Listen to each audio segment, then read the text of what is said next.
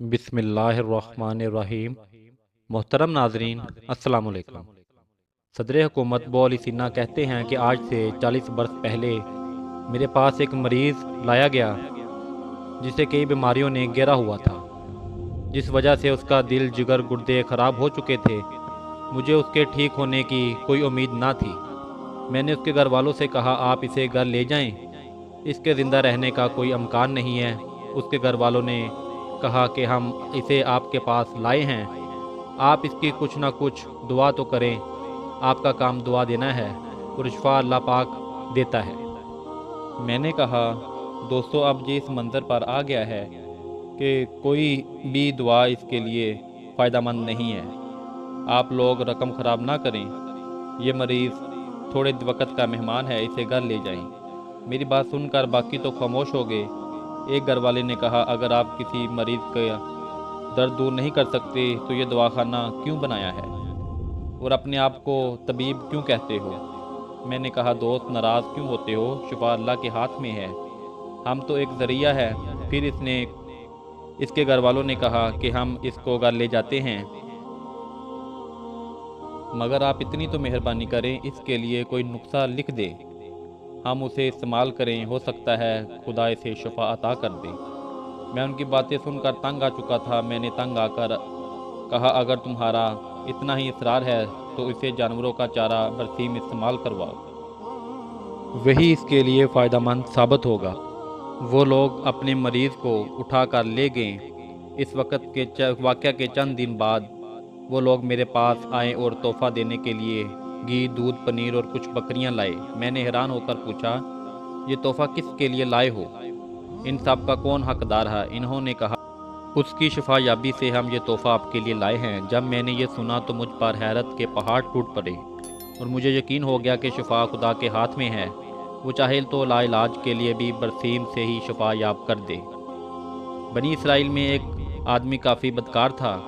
उसकी सारी ज़िंदगी गुनाहों और बेहयाई से फारिग थी। ज़िंदगी के आखिरी हिस्से में इसने अपने गुनाहों से शर्मिंदगी हुई। इसके दिल में ख्याल आया कि मैं अल्लाह के हजूर तौबा कर लूँ। उस वक्त बनी इसराइल में एक आबदो जाहिद शख्स मौजूद था। अल्लाह ताला ने उसके सर पर बादल के टुकड़े को मुकर्रर किया था। वो उसके सर को धूप से बचाता था। वो अल्लाह से जो भी दुआ करता था, अल्लाह पाक उसे फ़ौरन कबूल कर लेता था। गुनाहगार ने अपने गुनाहों से तौबा का इरादा किया तो उस अब्दो शख्स के पास गया और उससे कहा कि बहुत गुनाहगार हूँ, अब मुझे अपने गुनाहों पर शर्मिंदगी है, मैं सच्चे दिल से खुदा हजूर से तौबा करता हूँ। आप अल्लाह ताला से मेरी मकसद और गुनाहों की मकसद के लिए दुआ कर दें। आबी शख्स ने उसे इनकार कर दिया और कहा, अभी यहाँ से चले जाओ, मैं तुझ जैसे बदकार के लिए कोई दुआ नहीं करना चाहता। गुनाहगार वहाँ से हटा और लोगों ने यह मंजर देखा। बादल का टुकड़ा आबद सर से हटकर गुनाहगार के सर पर आ गया। अल्लाह ताला ने उस ज़माने के नबी को वही फरमाई। अल्लाह ताला बंदे की निस्बत ज़्यादा अपने बंदों पर मेहरबान है। इसराई कदीम तलाश करने वालों को दरिया नील के किनारे पर एक संदूक मिला जिसमें एक लड़की की लाश मिली। इस संदूक में सोने के भी काफ़ी मिकदार मौजूद थी। इसराई कदीमी के लोगों ने लाश को सोने को देखकर यह फ़ैसला लिया कि हो ना हो ये किसी मलका ही की लाश हो सकती है। फिर इन्हें पुराने ज़माने का एक ख़त भी मिला। माहिरीन ने बड़ी महारत से उसे पढ़ा तो इसमें यह इबारत लिखी थी, ये मेरी वसीयत है, मेरा जनाजा जिसे भी मिले तो उसे पता होना चाहिए कि मैं मिस्र की मलका हूँ और मेरे ही ज़माने में शदीद कहर आया और वह कहर इतना था कि मैं मलका होकर 2 रोटियों को तरसती रही।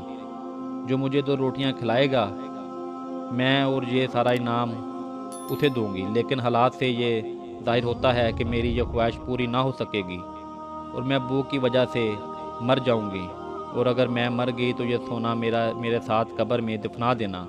यकीनन हम सबको मलका की वसीयत पर गौर करना चाहिए और इससे इबरत हासिल करनी चाहिए कि हमें जान लेना चाहिए कि जब तक खुदा न चाहे कोई किसी की हाजत रवाई नहीं कर सकता, चाहे किसी के पास कितनी ही ऐशो आराम के लिए कितना कुछ मौजूद क्यों ना हो। अब्दुल्ला बिन मलक मरवात एक खलीफा थे। वो बहुत खूनख्वार शख्स थे। ज़िंदगी के आखिरी हिस्से में उसे एक मरीज़ में लहाक हो गए। इस बीमारी में मरीज़ों की शदीद प्यास लगती है। इसके हुक्म ने उसे कहा था कि आप 1 दिन या 2 दिन पानी ना पी। اگر آپ نے تھوڑا بھی پانی پیا تو آپ مر جائیں گے۔ مریض نے کچھ گھنٹے صبر کیا، پھر پاس کہیں میرا حال ہو گیا۔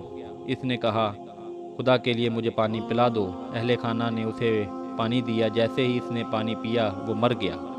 پانی زندگی کے لیے بہت اہم ہے، اس کا ہر قطرہ زندگی ہے، لیکن اللہ تعالیٰ کے ہاں ہر قدرت موجود ہے، وہ چاہے تو پانی کو موت کا ذریعہ بھی بنا سکتا ہے۔ سبحان اللہ۔ محترم ناظرین، اگر آپ کو ہماری ویڈیو اچھی لگی ہو تو ہمارا چینل سبسکرائب کر لیں۔